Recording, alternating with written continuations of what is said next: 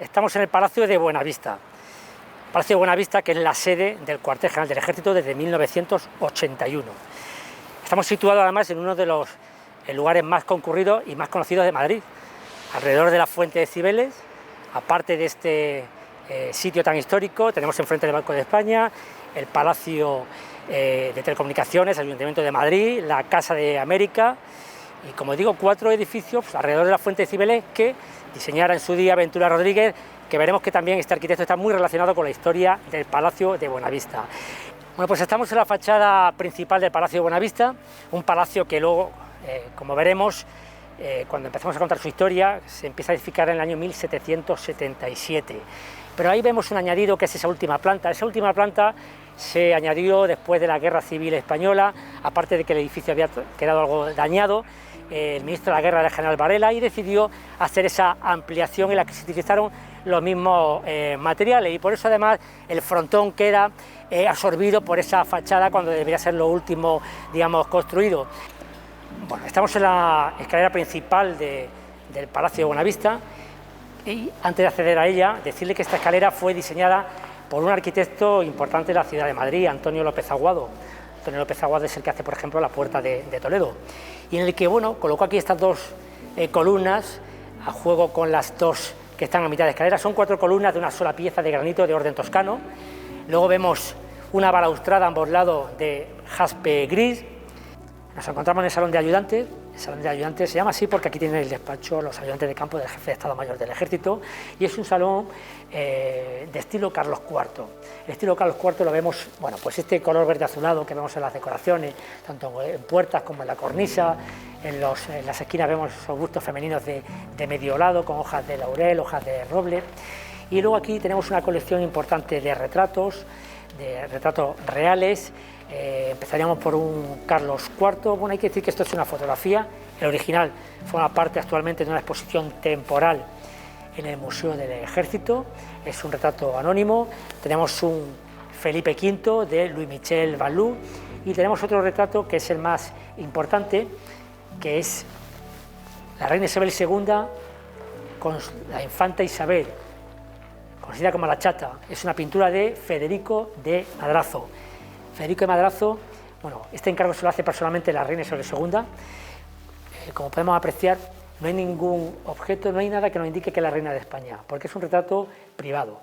Ella se lo regaló al que era su suegro, al infante don Francisco de Paula. Como eran para los aposentos privados, no hacía falta indicar que era la reina de España. Estamos en el salón de audiencias. Antiguamente era llamado salón del ministro, porque aquí era donde tenía el despacho el ministro de la guerra. El salón de audiencias, además, es el que conserva los gustos decorativos de Manuel Godoy que comentábamos al principio.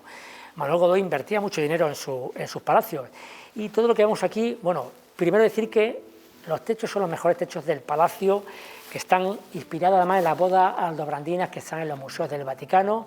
Están realizados por un decorador francés llamado Jean de Demosthenes-Dugord y por su discípulo Juan Gálvez. También tenemos toda la madera que hay aquí, es madera de caoba, el dorado es pan de oro. Fíjense las sobrepuertas, esas esculturas talladas en madera, son dioses de la mitología.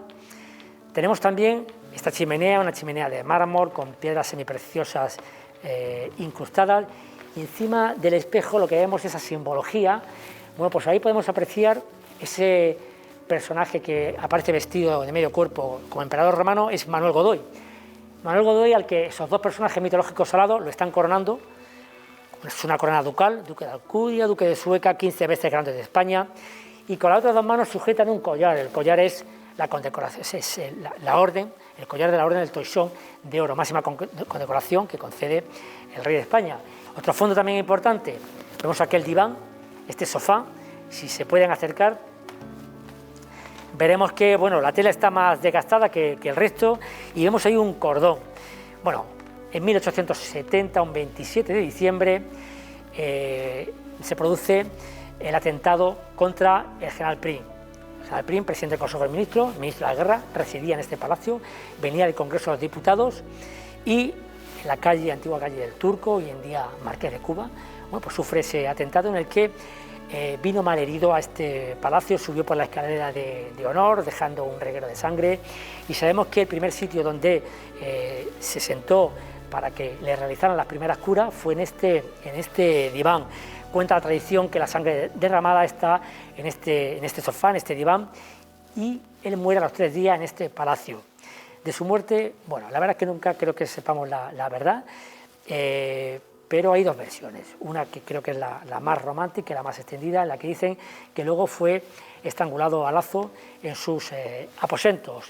Enemigos no le faltaban, desde luego, al general Prim. Estaba el tema de la abolición de la esclavitud, estaban los republicanos, el general Serrano, el duque de Montpensier. Pero bueno, la otra versión, y yo creo que no es con la que nos quedamos nosotros, es la que da la Facultad de Medicina, el Instituto Anatómico Forense, en la que dice que él muere de una septicemia.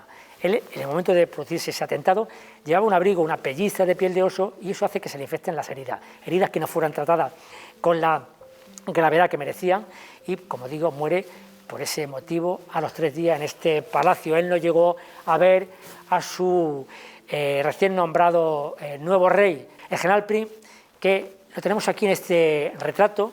Es un retrato póstumo, como hemos dicho antes, muere en 1870, la pintura de 1889, la lleva a cabo el pintor salmantino Enrique Esteban Vicente, y ese mismo artista es también el que hace esta pintura que vemos aquí, una pintura histórica, una pintura de gran formato, como es la moda en el siglo XIX. Enrique Esteban Vicente, vemos aquí que su pincelada nos recuerda un poco también a la de Mariano Fortuny. Coincidieron los dos en las guerras de África, es la batalla de Tetuán. Estamos en el salón de embajadores. Este es el salón más grande del palacio y el más representativo. Aquí se hacen las tomas de posesión, por ejemplo, como podría ser de otra forma, del jefe de Estado Mayor del Ejército, de más tenientes generales, del suboficial mayor del Ejército, y es un salón en el que, bueno, aquí se guarda el fondo más importante que tenemos en el palacio. Aunque esto es una reproducción, es una fotografía, porque actualmente el original forma parte de una exposición temporal en el Museo del Ejército dedicada a Benito Pérez Galdós, pero estamos hablando de esta pintura, un Fernando VII, pintado por Francisco de Goya, de 3/4. Seguramente en su idea original, que pintara Francisco de Goya, sería de cuerpo entero. Por motivos que desconocemos, pues se cortaría a mitad de, bueno, a la altura de las rodillas. Estamos en el comedor de gala. Este comedor, el mobiliario, es diferente al del resto del palacio. Este es el estilo fernandino, estilo imperio francés, con toques españoles. Esos toques españoles los podemos apreciar en este paldar de la silla o de los sillones, que nos recuerdan a estas peinas de teja que sujetan las mantillas. Este es el comedor en el que se ofrecen almuerzos y cenas de carácter oficial. Estamos en el salón de Pasos Perdidos, más que un salón, es un distribuidor de salones, y podemos apreciar aquí en estas 2 hornacinas, estas 2 esculturas de estilo barroco. Están hechas por un escultor genovés, Schiaffino. En España es difícil encontrar escultura de él, nos tendríamos que ir a Cádiz, al oratorio de San Felipe Neri. Hay un altar de mármol blanco, está realizado por este mismo artista. Y luego tenemos aquí 2 retratos, uno de Carlos III y otro de Juan Carlos I. Están aquí porque es un homenaje, un tributo de los militares a 2 personajes muy vinculados con nuestra historia. Se crean las Reales Ordenanzas Militares reinando Carlos III y se hará una modificación importante de ellas casi 300 años después. Bueno, estamos en el salón de batalla. Antiguamente era conocido como salón de concha. Si nos fijamos en los techos, vemos esas conchas, esas veneras de las que cuelgan los símbolos de las antiguas órdenes militares medievales: Santiago, Calatrava, Alcántara y Montesa. Ahora se llama, sobre todo por la temática de las pinturas que vemos aquí, son pinturas de estilo barroco, en la que son pinturas de batalla y nos narran la guerra de los 30 años durante el reinado de Felipe IV. Y ya para terminar, les voy a enseñar uno de los grandes secretos, ¿no? Como todos los palacios esconden sus secretos. Vemos aquí que detrás de este espejo, pues lo que tenemos es la entrada de un ascensor. Un ascensor en el que, bueno, nos vamos a fijar en el grosor de esta puerta. Es un ascensor que está construido de los 10 primeros ascensores que se instalan en la ciudad de Madrid. El primero se hizo aquí en la calle de Alcalá, en un edificio que ya no existe. Por tanto, de esos 10 primeros, seguramente sea ya si no es el único que queda en pie, poco le falta. Pero bueno, decir que El primer ascensor creo que se instaló en Nueva York de la década de 1850, este es de la década de 1880-1890. Y el grosor de la puerta, ¿por qué? Porque bueno, eran tiempos convulsos y el ministro de la guerra, en caso de tener que